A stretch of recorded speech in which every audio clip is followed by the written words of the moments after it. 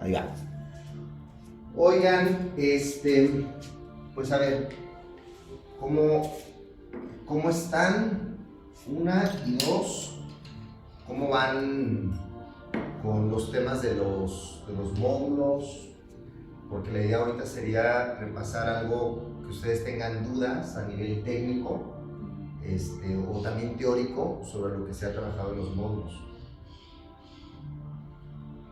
Pues yo mi única duda, pero creo que sí la pregunté esa vez, es como para ir armando ¿Un programa? un esquema de tratamiento. Ajá. Porque ya quería empezar a agarrar a mi esposo de centro de estudio. Sí. Si podía combinar como todas las técnicas que hemos. Que tú ya. O sea, el toque, el del despertar, el agua. Sí. Y el toque, el Tao Touch. Uh-huh. Todo eso sí se puede combinar en la misma. Sí. Sí. Por ejemplo, digamos, una sesión modelo, una sesión paradigmática, digámoslo así, la primera sesión sería, pues primero hacer el rapport. Ajá, primero.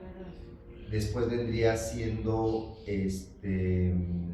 la entrevista. Entonces, una primera parte de la entrevista que yo siempre pregunto es, pues, ¿quién es la persona? ¿No? ¿Qué edad tiene? ¿Cómo se llama? ¿A qué se dedica? Otro segundo elemento es por qué viene. Y en ese por qué viene es que me hable de varias cosas. Uno, ¿cuáles son sus síntomas físicos y psicológicos? ¿Y qué fue lo que pasó recientemente que la llevó a pedir atención? Esa pregunta es bien importante, porque eso nos habla también de que hay ciertos detonadores en su vida cotidiana que dice ya, o sea, tengo que tener esto porque si no, voy a seguir mal, ¿no? Entonces, a partir de eso, enfocar, digamos, el conjunto de síntomas o de malestares, ¿no? Después de ahí, como de establecer el objeto de tratamiento, podríamos llamarlo así como inmediato, se hace también la historia clínica. Entonces, en la historia clínica es esto que te está pasando, estos síntomas que tienes ahorita, con este detonador, de qué tiempo data y cómo ha sido la evolución de eso. Porque algunas personas dicen, no, es que me siento triste últimamente. Sí, pero hace 10 años ya tuve depresión. Y hace 5 años, pues, se murió mi gato. Y hace 6 años, pues, tuve una ruptura de pareja.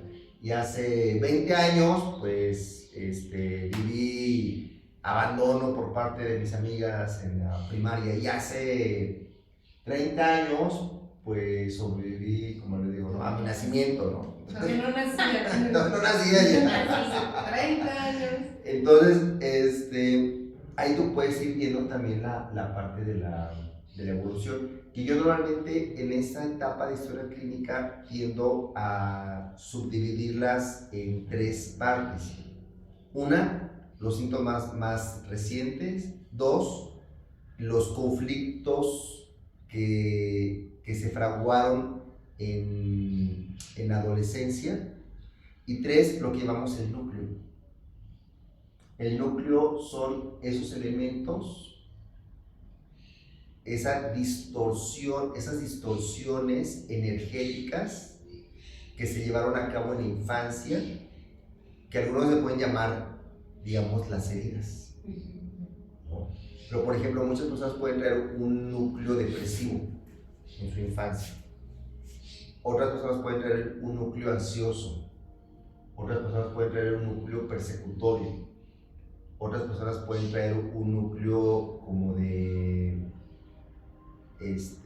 traumas tempranos que hayan generado efectos secundarios en la persona, ¿no? Entonces, esos elementos son importantes. ¿Y cuando veíamos tenerlos en te cuenta? refieres a que es como un sistema? O... Sí, porque el núcleo lo que hace es organizar un sistema, ¿no? Como la galaxia que tiene en su centro el Sol, ese es el núcleo. Entonces el núcleo tiene una fuerza de gravedad. O sea, permite que los elementos que se encuentran alrededor orbiten en cierta dirección, con cierta frecuencia, con cierta intensidad. Hay una organización del campo. Siempre en torno a... Ajá. Entonces todos tenemos un núcleo, Y digamos, nuestra personalidad en el carácter. ese no es el que se aloja físicamente en el espacio miofascial. Sí, ese núcleo va a tener va a tener un alojamiento en el espacio miofascial. Porque de hecho, entre más temprano vivas la experiencia traumática, va a quedar podemos llamarlo así, un mayor porcentaje en la fascia que en el cerebro. Mientras más temprano. ¿Por qué? Porque el cerebro aún no tiene la madurez para poder manejar la situación. Lo que hace es hacer uso de la fascia para poder enfrentar una circunstancia. Entonces, entre más infantil sea, es menos cerebral y se encuentra más alojado, por ejemplo, en el corazón, en los intestinos y en la fascia. Eso es un tema interesante. Entonces, a partir de eso, se puede empezar a hacer lo siguiente. Podemos empezar con el ejercicio de atención. O sea, que la persona se acueste, que escuche los sonidos más lejanos, que escuche los sonidos más cercanos. Ese ejercicio es bien importante porque lo que permite hacer es regular el nervio vago. Y de hecho se le conoce como respiración vagal. Entonces, la respiración vagal es la exhalación, siempre tiene que ser más larga que la inhalación. Hay un autor, un chamán ahí mexicano, que hace las respiraciones del 7-13, creo es, 7-13. Inhalas en 7 y exhalas en 13. Entonces haces 1, 2, 3, 4, 5, 6, 7. Y después creo que tienes que hacer 4 pausas. 1, 2, 3, 4 pausa. Y después 3 exhalación. 1, 2, 3, 4, 5, 6, 7, 8, 9, 10, 11, 12, 13. ¿Y esa exhalación es por la boca? Por la nariz. Entonces es interesante ese tipo de... Él habla mucho también como del significado de los números, por ejemplo en los nabos. Que para ellos el 13 es el número de la sanación.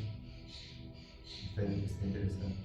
Después hay otra respiración que se llama la respiración de los 5 diafragmas. Entonces tomas conciencia del primer diafragma que se encuentra en el perineo, en el piso, en el suelo pélvico. El segundo diafragma es el diafragma torácico. El tercer diafragma es el de la garganta. El cuarto diafragma es el nasal. Y el quinto diafragma es el de la coronilla. Entonces inhalas sintiendo tu primer diafragma, segundo, tercero, cuarto, quinto, y exhalas quinto, cuarto, tercero, segundo, primero. Entonces llevas a cabo esa respiración de los 5 diafragmas. Entonces también es una muy buena respiración que permite activar el nervio vago.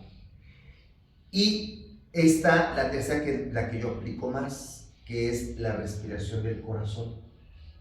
Esa es, cuando exhales, escucha tu respiración al interior de tu cabeza o tu cráneo. Y la exhalación la tienes que hacer suave, lenta y profunda. Son 3 características de la exhalación: suave, lenta y profunda. Les digo, haz que sea tan lenta tu exhalación que en la siguiente exhalación haces una pausa, genera un espacio y un vacío dentro de tu pecho y siente los latidos de tu corazón. Y entonces empiezas a exhalar sintiendo los latidos de tu corazón. Y eso lo que hace es de que el cerebro entra en la misma frecuencia del corazón. Entonces, esta respiración del corazón es bien importante. La coherencia. La coherencia, con la coherencia cardíaca, la coherencia de las frecuencias. Y esta respiración, cuando la vas aplicando cotidianamente en la terapia, también le puedes decir a tu paciente que la aplique en otros momentos, ¿no? A mí me ha dado resultados. O sea, yo de hecho la he aplicado porque de repente lo que hago es, hago 10 segundos de respiración y me pongo en contacto con mi corazón, lo siento.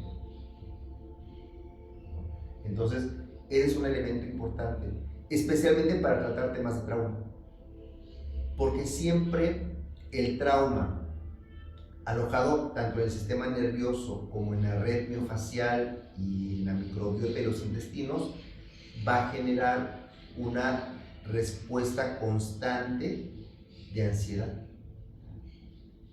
Entonces siempre va a haber como varios niveles de ansiedad. Entonces esta respiración es importante para poder autorregular, que es un concepto muy importante, el concepto de autorregulación. Entonces la respiración cardíaca permite activar el nervio vago para llevar al organismo a un estado vagal. Entonces es una herramienta para los de ansiedad. Es una herramienta para ansiedad y para trauma en general. El estado vagal es el estado de homeostasis que tiene tu organismo, ¿no? Por ejemplo, está el estado vagal, que es, digamos, un estado de relajación. Después viene una activación que se llama eustrés, que es el buen estrés, pues cuando te levantas y tienes que salir. ¿Cómo Después dice hay la primera? eustrés, No, la primera. estado vagal, Estado vagal. eustrés. Entonces se supone que hay algo que se llama la franja de la salud. La franja de la salud es estado vagal, eustrés, estado vagal, eustrés, estado vagal, eustrés. Se supone que si tú estás en esa franja, tú estás en un estado de salud. O sea, el estrés se va a tratar. Es un estrés saludable, ¿no? Te permite activar, te permite hacer cosas Estrés. y regresas a un estado normal. Ahora, lo que sucede realmente es que estamos en estado vagal, eustrés, y después pasamos esa delgada línea y entramos a lo que se llama distrés. Y el distrés tiene una característica. ¿Qué es lo que diferencia al distrés del euestrés? El estado de supervivencia. Bueno, ajá, pero digamos, ¿cuál es el factor, vamos a llamarlo así, el factor psicológico que diferencia al estrés? ¿Por qué es un factor psicológico? Miedo. Sí, miedo. Pero ahí va una palabra importante: frustración. Esto es, el eustrés tiene que ver con un logro y una satisfacción. Es, por ejemplo, yo me esforcé por hacer X cosa y obtengo Y resultado. Y eso me genera un estado de satisfacción. Ese estado de satisfacción le da sentido a lo que hago, me da reconocimiento, me permite liberar una carga energética a nivel somático y me permite entrar en el estado vagal. El distrés es cuando te planteas la meta y no la consigues, te esfuerzas más, y no la consigues, te esfuerzas más. Entonces llegas a un estado de frustración. Ese estado de frustración es el que va a impedir que tú regreses a tu estado vagal.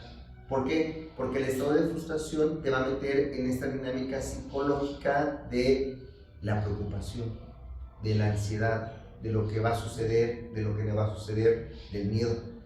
Entonces ese es el estado del estrés. Cuando llegamos en esas tres etapas, vagal, eustrés, distrés, ahí se aplica un mecanismo que es que se le conoce como la curva del estrés de Selby. La curva del estrés de Selby abarca varias etapas. La primera etapa es la etapa de alarma, que es el distrés. O sea, ahí entras en modo sobrevivencia. Dices, tu cuerpo está con altos niveles de cortisol. y hay un nivel de tensión a nivel físico o a nivel somático. Entonces, estado de alarma. Segunda etapa, ese estado de alarma puede bajar un poquito, pero viene la siguiente etapa que se llama sostenimiento, que es ese nivel de distrés, de sobrevivencia, se sostiene en el tiempo.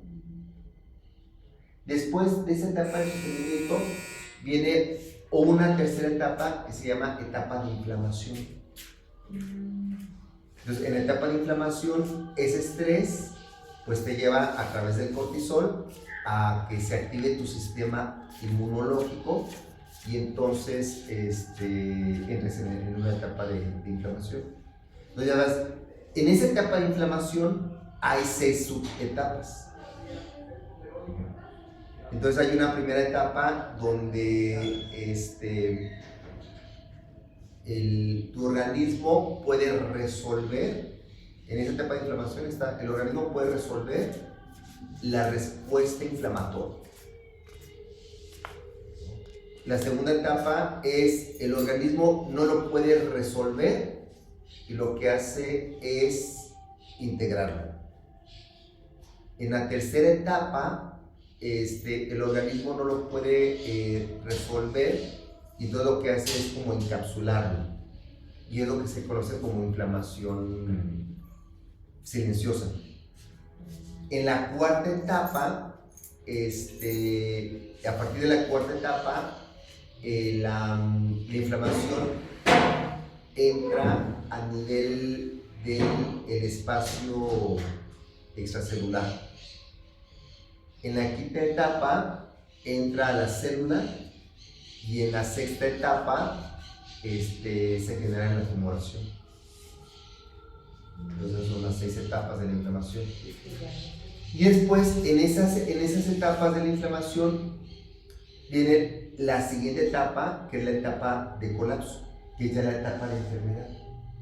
Entonces en la etapa de colapso, digámoslo así, vagal, eutrés, distrés, sostenimiento, inflamación en las 6 etapas, colapso.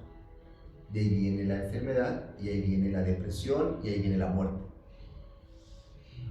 Entonces, en trauma, esta curva cambia, porque en trauma es vagal, eutrés, distrés, trauma.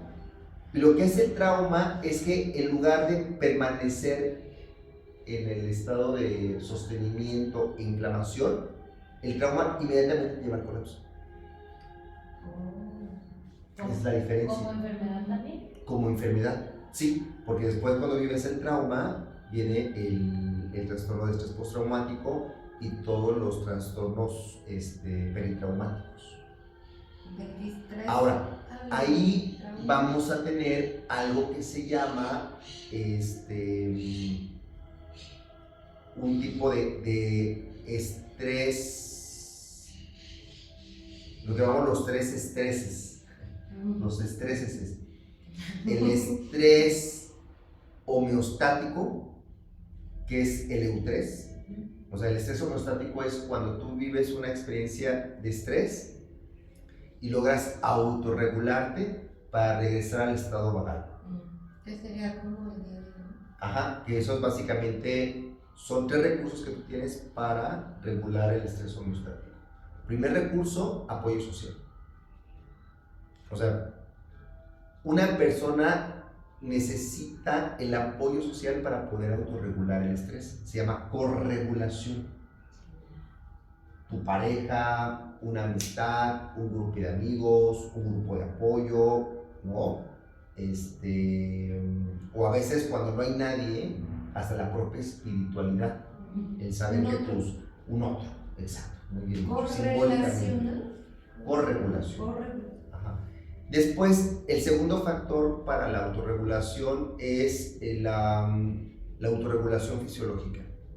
Por ejemplo, eso tiene que ver con tu frecuencia cardíaca, con tu temperatura térmica periférica y con tu respiración. Entonces, Después de frecuencia Regulación cardíaca. fisiológica. De la frecuencia cardíaca, respiración y temperatura. Temperatura. Entonces, lo que se tiene que controlar de alguna forma es primero la respiración, fundamental. La única que La única. La respiración, lo que puede hacer la respiración es elevar tu temperatura y reducir. y reducir la frecuencia cardíaca. Ahí entraría esto que estamos trabajando sobre la respiración. Pero también el hecho ya de ir a terapia y tener contacto es un tipo de apoyo social. O sea, esto iremos viendo el beneficio psicofisiológico del contacto sistemático en terapia. Porque el contacto sistemático, o lo que popularmente llamamos masaje, activa un sistema de autorregulación, digámoslo así, innato en nuestro organismo, que es que vivimos en la infancia cuando somos apoyados por nuestra madre. Está viendo ya. ¿Ahora pasa por ahí? Sí, Ok. ya. Entonces, en esa experiencia de ser arrollado por nuestra madre, cuando el niño entra o la niña entra, hola, buen día. Buenos días. Buenos días. Cuando el niño o la niña entra en un estado de estrés por hambre, por sueño, etc., se alteran esas tres cosas. El cuerpo se vuelve más frío, la respiración se vuelve más agitada y aumenta la frecuencia cardíaca. Cuando la madre arrulla al bebé y lo lleva hacia su cuerpo, lo estimula con fíjense todo esto, ¿no? Porque esto tiene que ver con la terapia que hacemos. La liberación somática del trauma realmente imita los cuidados que lleva a cabo una madre con su bebé en un estado de estrés. Entonces lo que hace es estimularlo sonoramente para que el sonido baje la frecuencia cerebral de estrés. 2, lo pega a su cuerpo para que la temperatura del cuerpo de la madre logre regular la temperatura del bebé. 3, lo mueve y ese movimiento también permite, que es una forma como de acicalamiento para bajar la frecuencia cardíaca y regular la respiración. Entonces, ese paradigma del arrullo es muy importante para el trabajo psicocorporal. Realmente es parte de lo que estamos realizando. Y otro tercer elemento que es importante para la autorregulación es la autoestima. La percepción que tiene la persona de sí misma. Por ejemplo, si yo estoy en un lugar y me autopercibo que yo no encajo en ese lugar, que las personas que están ahí no me entienden o me siento juzgado, ese proceso cognitivo te va a generar estrés. Así, yo llego a un lugar donde me sienta bien recibida, bien aceptada, genere lazos de amistad, eso me genera una buena autoestima que baja los niveles de estrés. Entonces, la autoestima es un factor determinante dentro de los procesos de salud y enfermedad. O sea, la autoestima puede ser un factor que haga que la persona busque ayuda o no. O sea, hay personas que dicen, no, yo no puedo, me da pena pedir ayuda. Es un problema de autoestima. La autoestima puede ser un factor que contribuya al proceso terapéutico o no. O lo entorpezca. O lo entorpezca. Entonces, la autoestima es muy importante. ¿Qué es la autoestima? Es la imagen que tú crees que los demás tienen de ti. Ajá. Sí. O sea, cuando yo digo, si yo digo, o sea, la autoestima no es la autoimagen que yo tengo de mí. Es la imagen que yo creo que los demás tienen de mí. Esa es la autoestima. Entonces, si yo digo yo soy un tonto, es porque yo creo que los demás me ven como un tonto. Entonces, ahí hay algo que llamamos impresiones, ¿no? bueno, después hablaremos un poquito de eso, de las improntas y de la interacción. Había un tema que no me acuerdo dónde, pero la mirada que, Ajá. o sea, que tiene que ver con la Con la mirada, mirada de la que madre, me dieron, del que padre. me dio mi madre, Así es. y así es como yo percibo que me Percibes. ves. Eso se llama el espejeo.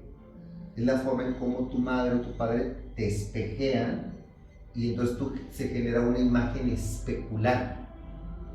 Speculum viene de espejo, exacto, reflejo, lo que la otra persona me refleja y es lo que yo integro. Entonces eso tiene que ver con el sistema de apego. O sea, mucho también del trabajo psicológico tiene que ver con ese espejeo. Entonces, la terapia, al establecer un vínculo de seguridad con el terapeuta o con la terapeuta, permite también recuperar o construir un espejeo seguro que le permite a la persona integrar una nueva imagen de sí misma desde otro lugar.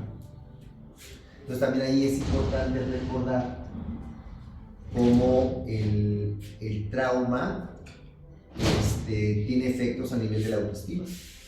De hecho, esa es una de las clasificaciones que se ha realizado históricamente, ¿no? El trauma tipo 1 y el trauma tipo 2. El trauma tipo 1 es una experiencia amenazante, impredecible, pero que no supuso para la persona dolor, no supuso disociación y no supuso disminución de la autoestima. Mientras que el trauma tipo 2 igual es una experiencia amenazante, imprevisible, pero donde sí supuso dolor. Este concepto de dolor es bien importante, porque a veces lo quitamos cuando hablamos de trauma, o va implícito o no lo vemos, pero hay un tema de dolor.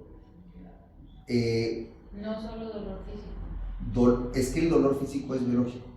Tanto el dolor emocional como el dolor físico es biológico y se encuentra en la ínsula. La ínsula cerebral es la responsable del dolor. Ya sea que te haya cortado tu pareja, ya sea que te hayas pegado en la mañana en el dedo gordo de tu pie, el dedo chiquito de tu pie, ahí va la ínsula. O sea, ese dolor puede ser hasta una contracción del estómago por Sí. la emoción que estoy... Por encabronamiento corporal. Sí, o sea, ahí está la ínsula. Ajá. Es que sí duele. Sí. Entonces el dolor, hay disociación y hay disminución de la autoestima. Entonces el trauma tipo 1 y el trauma tipo 2. Al trauma tipo 1 le llamamos trauma simple. Yo creo que muchas personas hemos tenido experiencias traumáticas o amenazantes, pero que me permitió, o sea, salí de eso y dormí bien y no pasó nada, o sea, fue una mala experiencia. El trauma tipo 2, no. Ya hay disociación, hay dolor, hay alteración de la autoimagen. Entonces, los traumas tipo 2 aparte tienen varias clasificaciones, ¿no? Trauma agudo, trauma vincular, trauma crónico y trauma extremo. Entonces, este caleidoscopio de traumas tienen esos tres elementos en común: disociación, dolor y baja autoestima. Entonces, parte del trabajo terapéutico, digámoslo así, también consiste en trabajar con esos tres elementos. La disociación, que eso ya después lo iremos viendo, con el yo corporal disociado.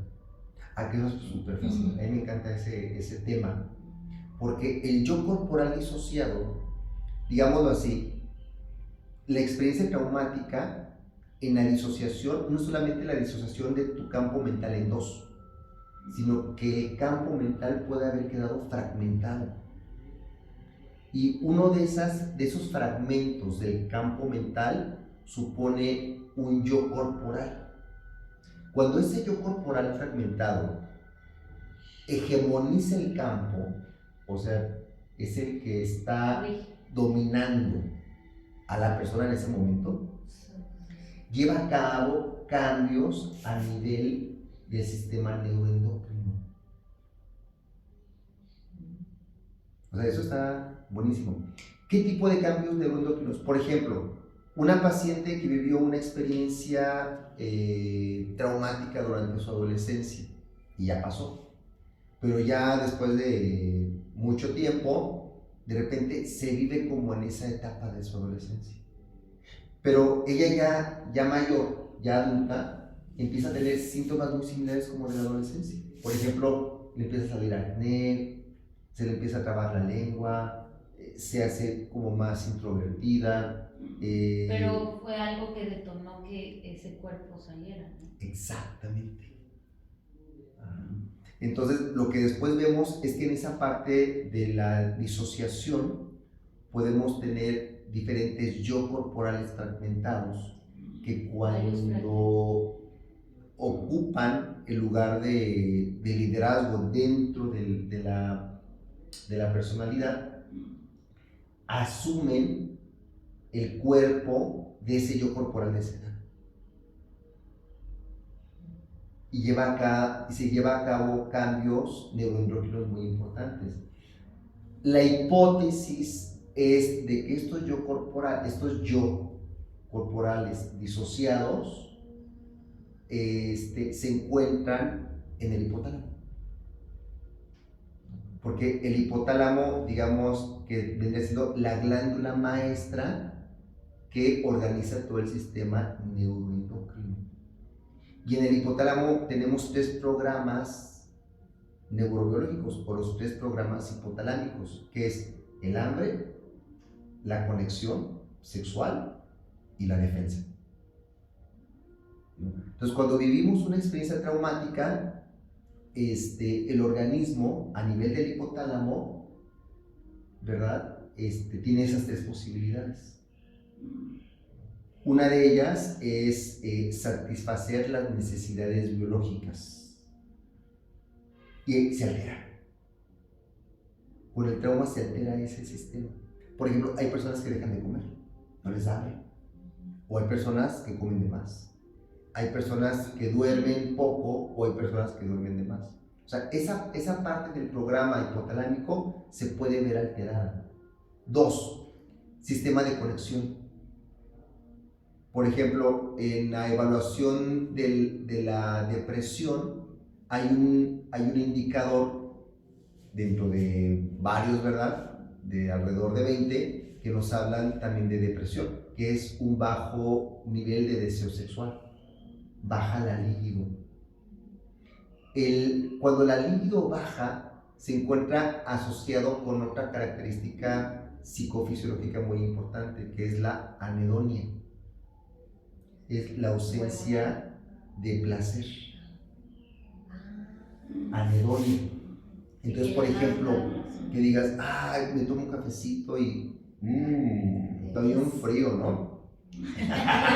Entonces, no, qué rico. Entonces, un estado, digamos, de salud le permite a la persona disfrutar el aquí y el ahora, disfrutar los pequeños detalles, ¿no? En la anedonia no. En la anedonia no pueden disfrutar lo pequeño. Necesitan estímulos más fuertes.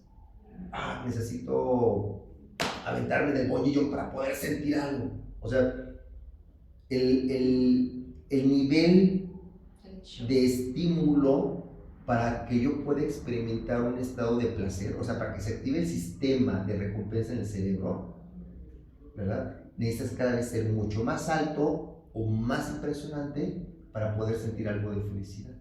Entonces, eso lleva a muchas personas, por ejemplo, a cortarse para sentir la adrenalina en el cuerpo, porque tienden a asociar y a confundir experiencias muy intensas con placer o con felicidad. O adicciones. O adicciones, claro. Entonces, ahí esta parte de la libido, de la conexión sexual es muy importante, pero también tiene que ver con la conexión, con la amistad, con el salir, con ir al mundo, con moverte, con expresarte, con el arte. O sea, por eso también tiene que ver la libido, no solamente con el deseo sexual, sino con la capacidad de disfrutar y de conectarte socialmente con el mundo. Y el tercer sistema hipotalámico que se afecta es el sistema de defensa. El sistema de defensa tiene que ver con tu sistema inmunológico.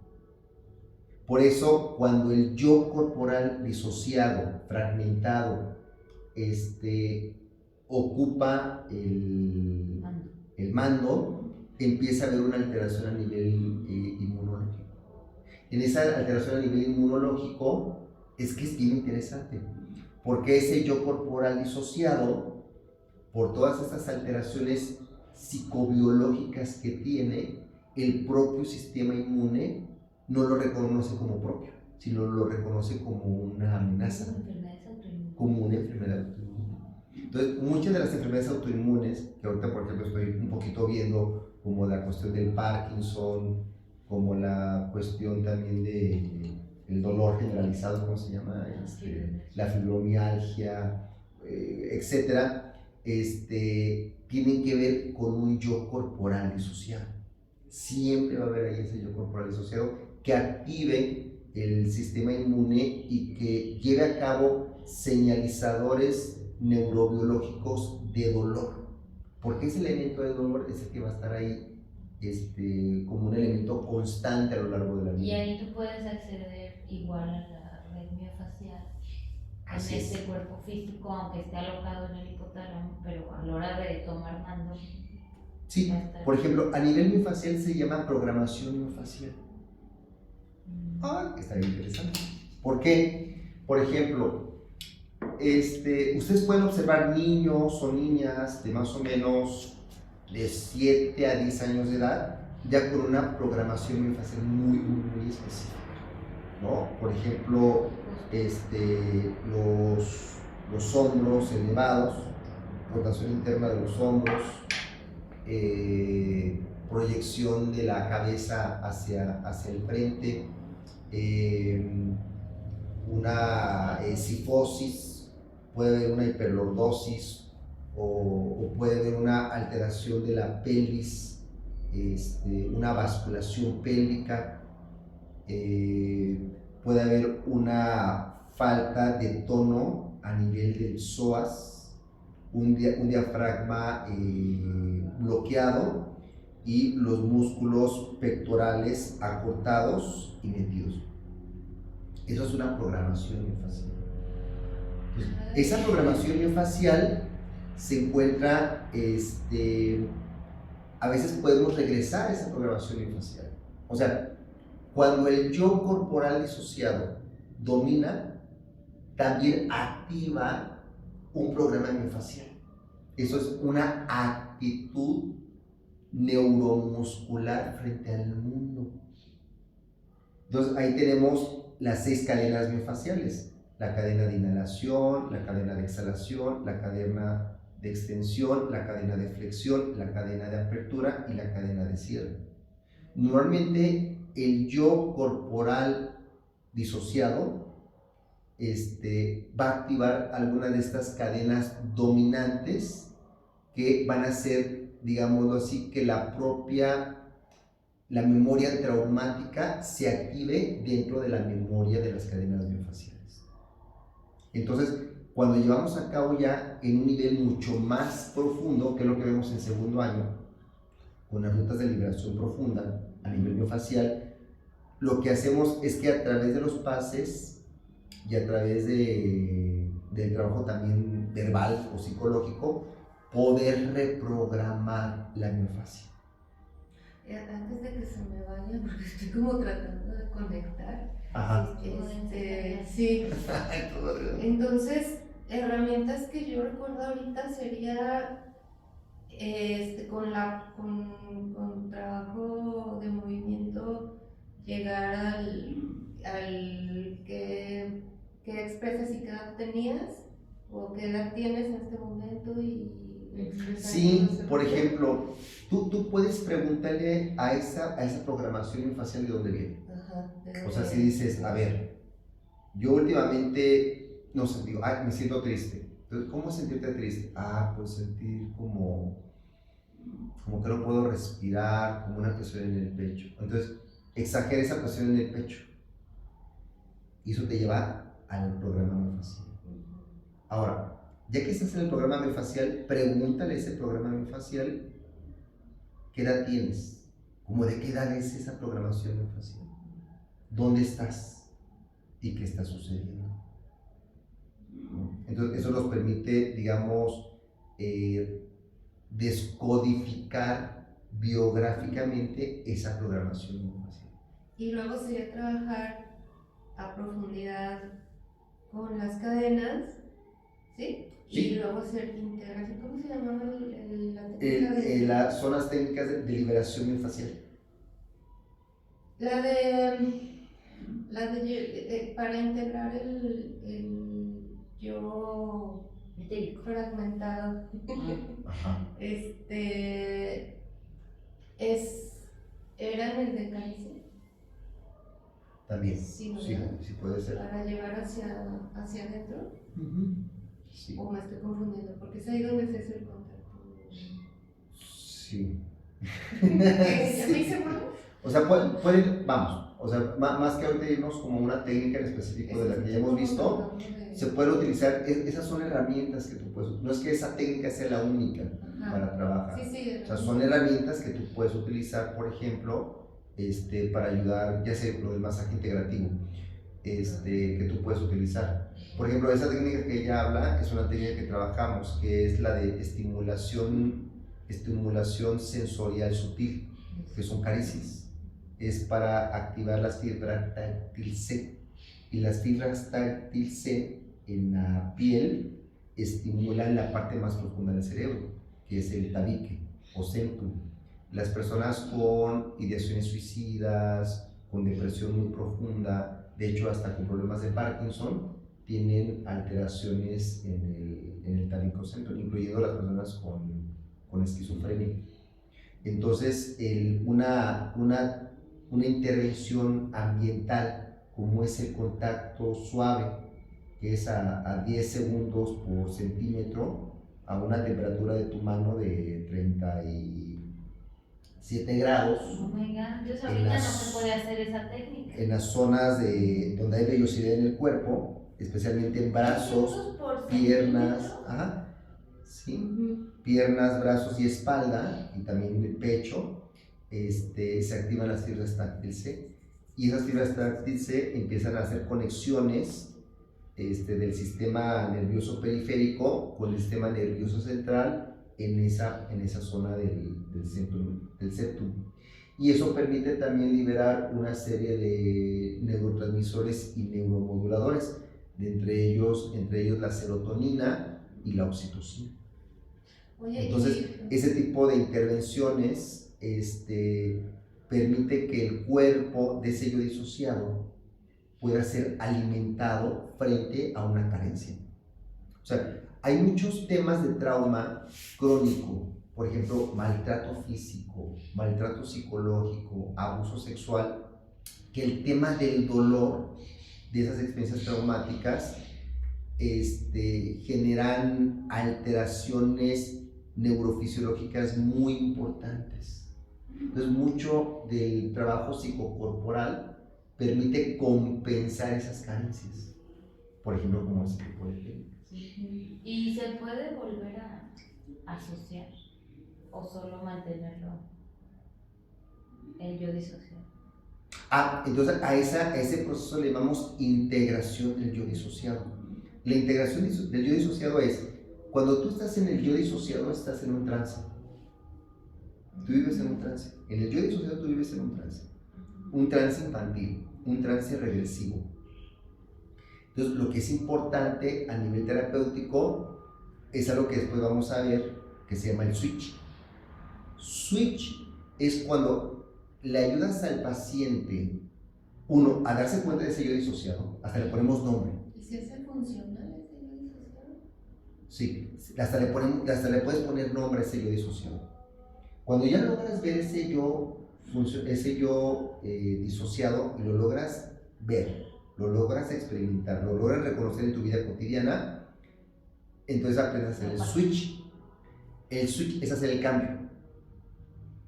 Entonces el switch es, a ver, me estoy dando cuenta que yo ahorita estoy operando en mi vida cotidiana desde ese yo corporal disociado.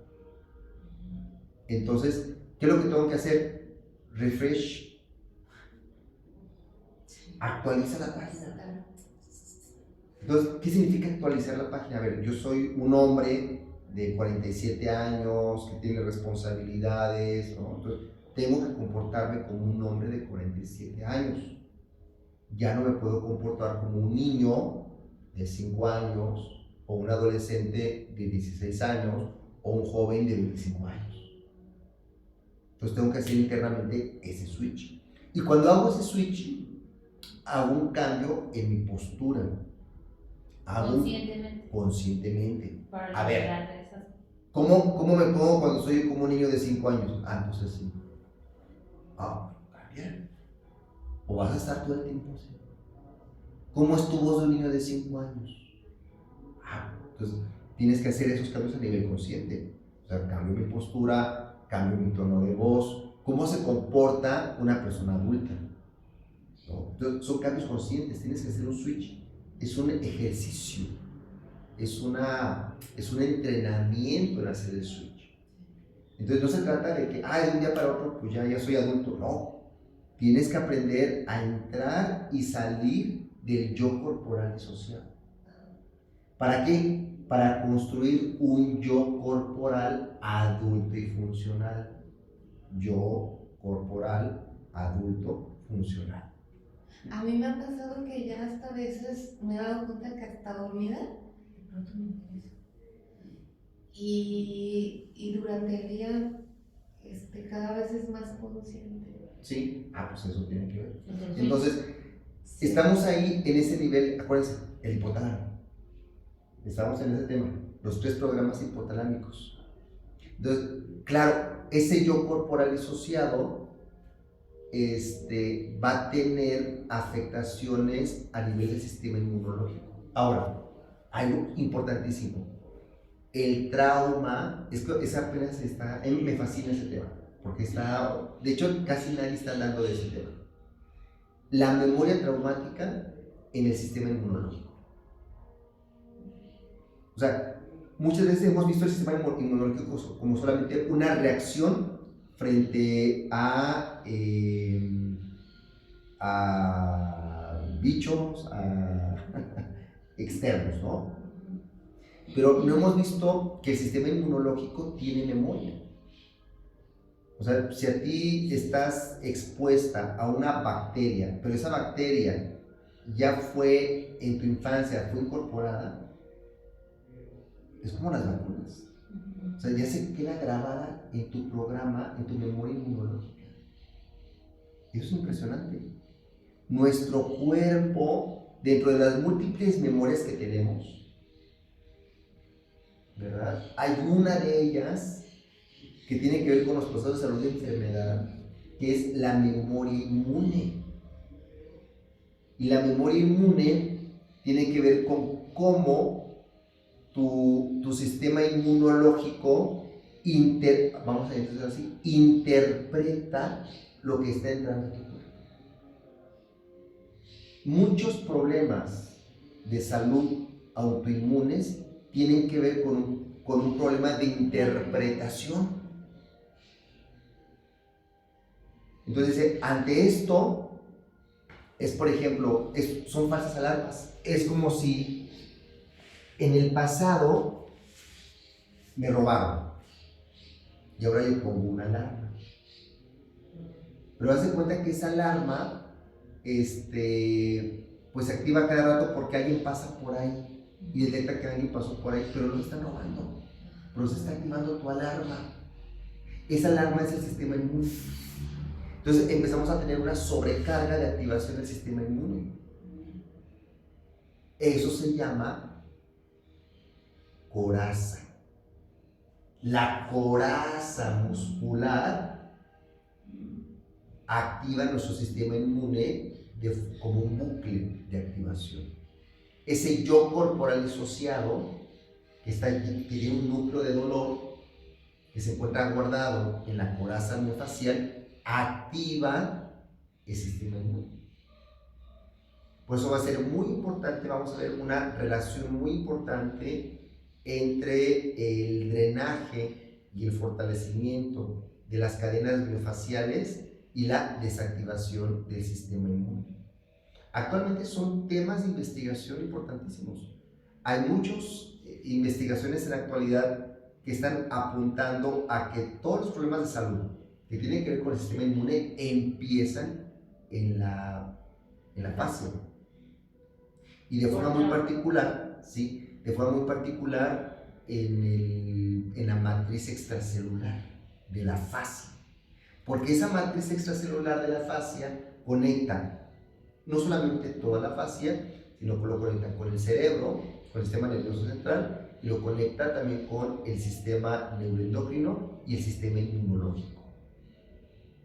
Entonces es algo ahorita así impresionante.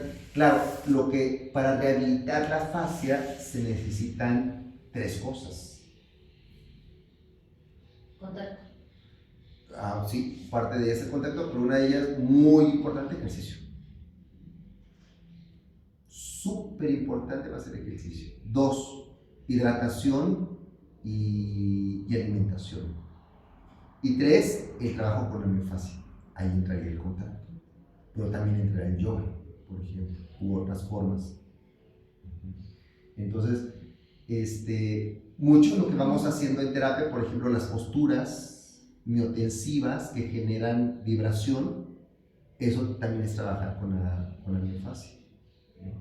El que a través de la vibración y el trabajo en la miofascia podamos expresar la emoción, también cambia la configuración de la miofascia, porque la expresión emocional no solamente tiene que ver con nuestro sistema límbico del cerebro, sino que hay un quantum, una cantidad de energía, un excedente de energía emocional guardada en las fibras de colágeno de nuestra fascia. Eso es, la fascia es lo que yo llamo la fascia límbica. Una de las funciones de la fascia tiene que ver con las emociones. ¿Cómo la fascia guarda emociones? El gesto. El gesto. O sea, la forma en cómo el cuerpo expresa la emoción es el gesto. O sea, el gesto es la forma que tiene el cuerpo para... Por eso, cuando vamos trabajando con la fascia, le pedimos al paciente que exprese. O sea, el paciente a veces cree que expresar es... a veces no, expresar es con todo tu cuerpo. Actúalo, deja que tu cuerpo actúe ese dolor. ¿No? Esa respuesta de contracción de tu organismo es el gesto. El gesto es el lenguaje emocional del cuerpo.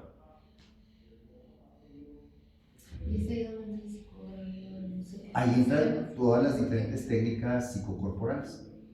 ¿Sí? Ahora, vamos a regresarnos. Estábamos en el ciclo del estrés, ¿verdad? Y entonces veíamos cómo con el trauma se lleva a cabo el colapso y cae completamente.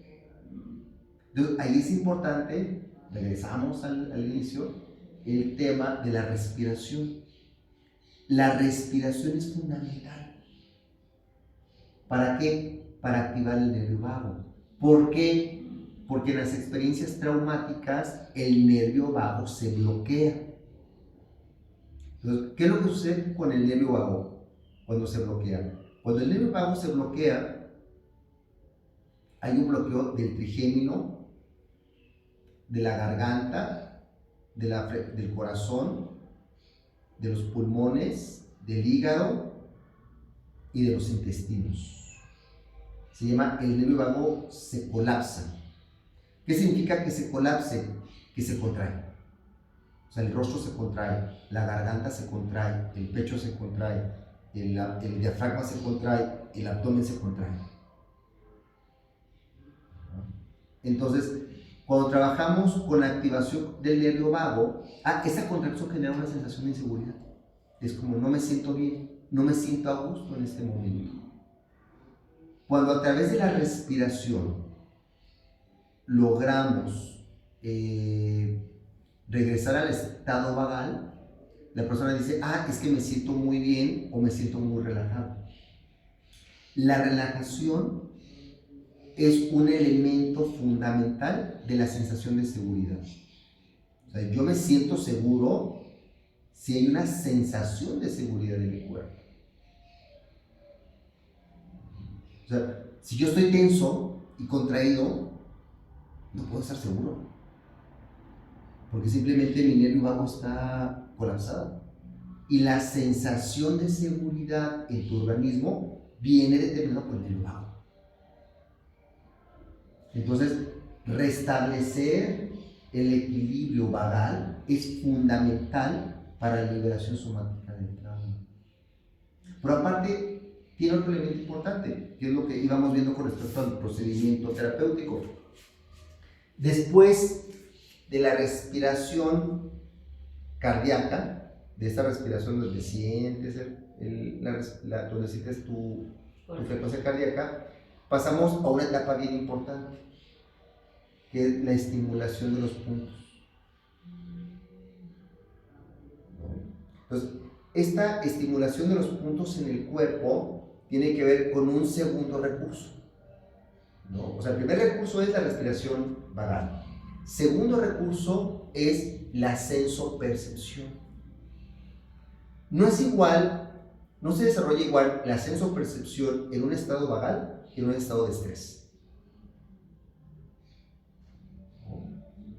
Entonces, si yo estoy muy estresado y si estoy muy tenso, no voy a percibir más que amenaza. O sea, si yo estoy tenso y alguien me toca, voy a tener eso. Si yo estoy relajado y alguien me toca, voy a decir, qué rico. Por eso, esta técnica de los puntos energéticos es fundamental. Por eso primero se tiene que relajar y continuamos con el toque de los puntos. ¿Por qué? Porque cada uno de estos puntos en el cuerpo va a generar varias cosas. Una de ellas, que tiene que ver con la sensopercepción, es una técnica chamánica que tiene que ver con recuperar todas las partes del cuerpo. Por ejemplo, dentro de la cosmovisión chamánica, cuando una persona vive una experiencia traumática, su cuerpo energético, su doble etérico, su cuerpo cuántico, su cuerpo de luz se fragmenta. Entonces, cada vez que llevamos a cabo el toque de los puntos energéticos, vamos nuevamente pegando el cuerpo. ¿Para qué? Para que la persona experimente una sensación de unidad y de totalidad del cuerpo. Entonces, cuando te van tocando desde aquí todos los puntos y al final sientes todos los puntos, dices, estoy sintiendo todo mi cuerpo al mismo tiempo. Ajá. Una pregunta técnica, ¿el toque es de 1 por 1? El toque es de 1 por 1. No puedes hacer 2. Pues, mira, sí lo puedes hacer, pero para esta técnica es de preferencia 1. Sí, no es importante 2 por 1. Por ejemplo, yo siempre lo hacía de que todo está pierna y luego todo está Sí, ándale. Porque Ajá. también vi que le hacían así. Que le hacían así, sí. Lo importante es sentir sí lo he visto que lo haces así, cabrón, que es sentir como una sola línea. Por ejemplo, si me tocan aquí, ya no me paso acá. Es sentir esta línea, y después sentir esta línea, después sentir esta línea, sentir esta línea y sentir esta línea, ¿no? Para sentir esa totalidad. Eso sí es importante. Entonces, esos toques permiten generar esa sensación de unidad y de totalidad. El cuerpo energético se vuelve a pegar. Por ejemplo, puedes tener esa experiencia de unificación de tu cuerpo energético fragmentado. Ahora, cuando tú unificas ese cuerpo fragmentado, se lleva a cabo una experiencia de interocepción muy interesante, que es lo que llamamos la expansión. Entonces, normalmente en la etapa de expansión es cuando yo se le pide al paciente, recuerda todos los puntos que toqué y siéntelos todos al mismo tiempo. Y en cada punto visualiza una pequeña luz que con cada inhalación y exhalación se empieza a hacer más y más grande la luz hasta que tu cuerpo se vuelva completamente luminoso. Yo normalmente durante esa etapa utilizo cuencos y utilizo un sonido. Entonces ahí esta parte es muy importante porque con el cuenco y con el sonido puedes hacer un trabajo a nivel del cuerpo cuántico de la persona. O sea, cuando la persona está en ese estado de expansión luminoso de todo su cuerpo, hagan de cuenta que el cuerpo se expande su campo. Y en ese campo, cuando uno empieza a tocar los cuencos, empieza a generar una frecuencia. ¿Cuál es la sensación energética del cuenco? Le podemos llamar algo así como un tractor. ¿Qué es un tractor? Es algo que jala. El cuenco empieza a generar este tipo de ondulaciones. Hace esto. Cuando se coloca un cuenco en esas técnicas de cinemática, ¿se han visto? Que colocan un sonido y le ponen arribita arenita, cosas por el estilo, empieza a formar mandalas, vibraciones que generan formas. Esas formas son información, no son formas azarosas, sino es un tipo de información. Entonces, cuando el cuerpo está en ese estado de expansión y utilizamos el cuenco, estamos informando el campo energético del paciente. Ahora, en ese campo energético del paciente, su cuerpo energético tiene estratos. ¿No? Hay estratos más densos y hay estratos más sutiles. La frecuencia del cuenco y la frecuencia de tu voz puede operar en diferentes estratos del cuerpo. Entonces vamos a ver algo así. Un estrato del cuerpo energético se puede sentir en la cabeza, o se puede sentir en la pelvis, o se puede sentir en las piernas. Otro estrato del cuerpo energético se puede sentir en la espalda, se puede sentir en los intestinos, o se puede sentir en la garganta. Otro estrato del cuerpo energético, y obviamente de la frecuencia y de la vibración que utilices, puede trabajar sobre los estratos y las zonas del cuerpo.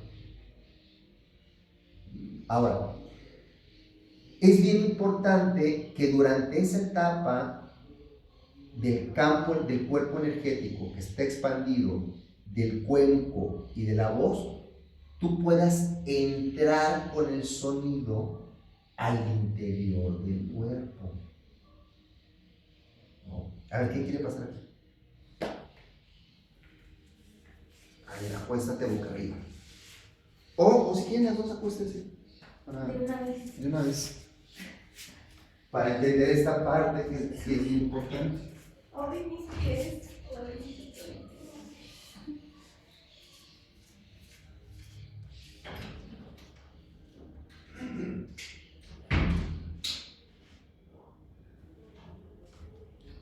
El cuenco. Cuenco. A ver, acuéstate.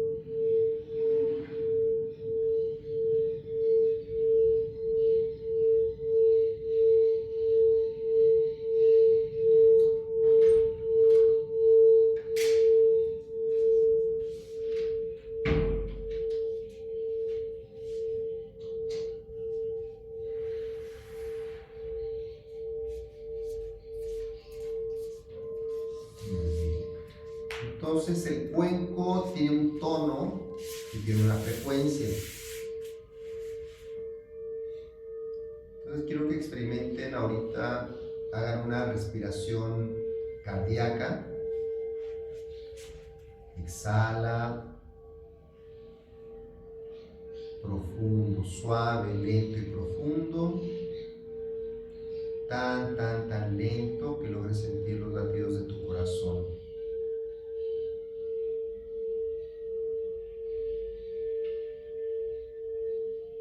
Y quiero que experimenten poco a poco su cuerpo de luz.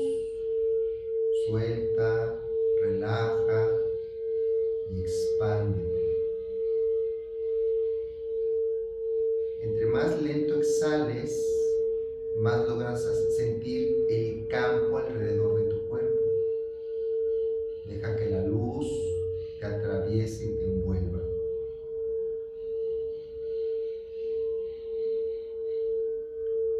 Y quiero que experimenten el tractor energético.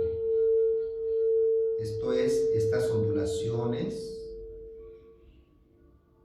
ese campo, esos mandalas que se empiezan a formar alrededor de tu cuerpo.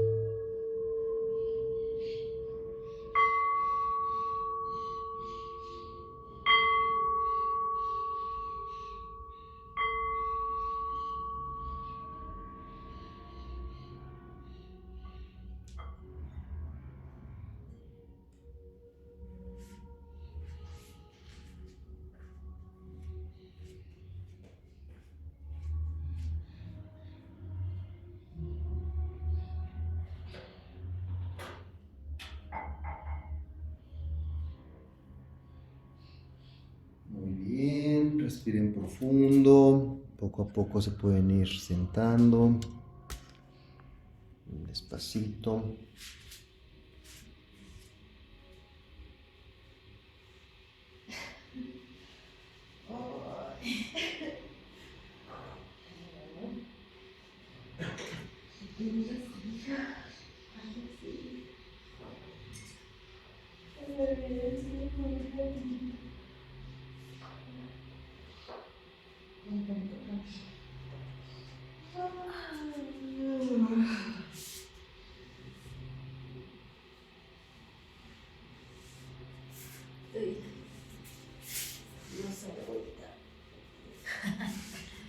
No, ¿sí está grabando?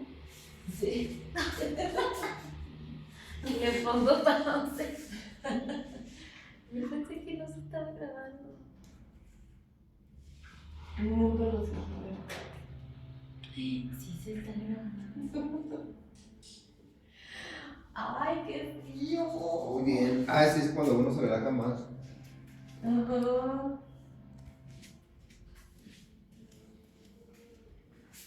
Ay, Muy bien. A ver, ¿cómo les fue? Bien padre. ¿Qué sintieron? A ver, ¿qué sentiste? Se me quitó el frío. Se me olvidó el frío. No.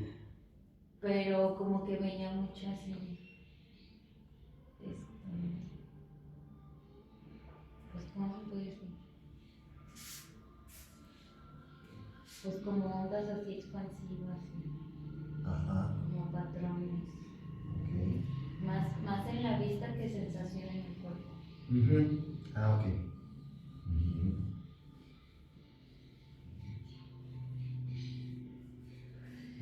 yo sentí mucho la vibración de ti en la cabeza, mucho. Y se me empezó a mover aquí que parecía que traía un niño de 5 meses o 6 ahí. Mucho. Y no se me quitó el frío. Se me olvidó. Miren, yo para trabajar todos los temas de trauma es importante. Utilizo cuencos graves Y vocerrón grave. y voz grave. Sí, porque saben que toda la parte Eso grave es. tiene que ver con la pelvis y el diafragma. Entonces está conectado con todo nuestro sistema neurovisceral. Entonces el sistema neurovisceral es muy susceptible a las frecuencias graves. Segundo elemento, los tonos graves le permiten darle al organismo una sensación de seguridad. Esto es, tanto tu corazón como tu nervio vago responden al grave. ¿Cómo? En una sensación de relajación, ¿no? Entonces, cuando se utilizan tonos altos o agudos, es para trabajar más como a nivel de la mente, de la conciencia y todo eso. Entonces, para el trabajo con el trauma, para tratar la inseguridad del organismo y este trabajo juntándolo con el toque, la relajación, la aromaterapia, el cuenco y la voz, permite entrar, digamos, como generar esa atmósfera energética de seguridad y de apertura, digamos, más sutil de la coraza.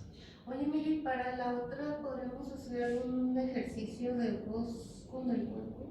Porque a mí no me sale. Vamos a hacerlo una vez. Oye, porque mis cuencos no Yo son. tampoco sé cantar. Yo uso el cuenco más grande porque pues es el de chakra raíz y pues por eso es el más grave. Sí. Pero todos los demás, o sea, ni siquiera es tan grave. Uh-huh. Entonces sí necesito un cuenco más grave. A ver, vamos a ver, sí, claro. Sí, soy muy... A ver, vamos a empezar con el. Yo empiezo con el. No, o algo así como, a ver, síganme con el.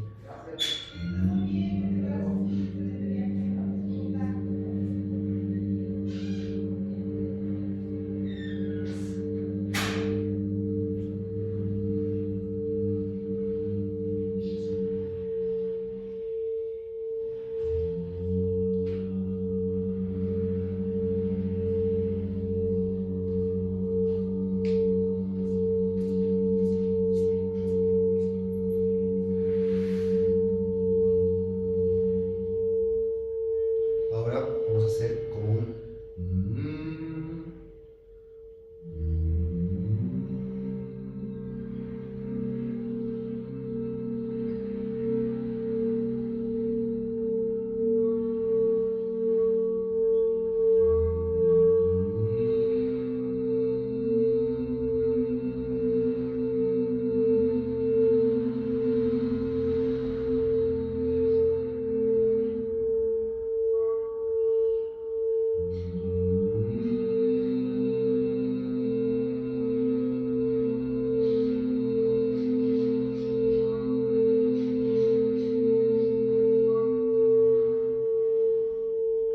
vamos a hacer como un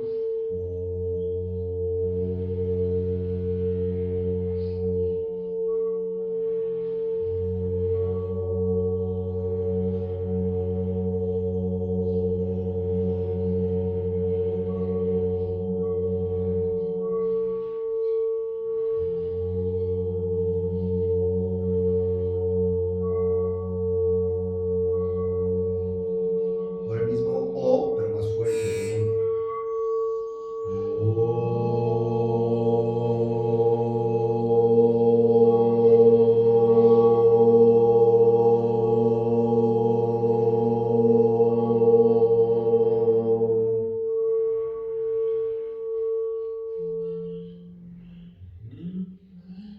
Me suena. Ay, sí, no, yo por más grave que la quiera hacer.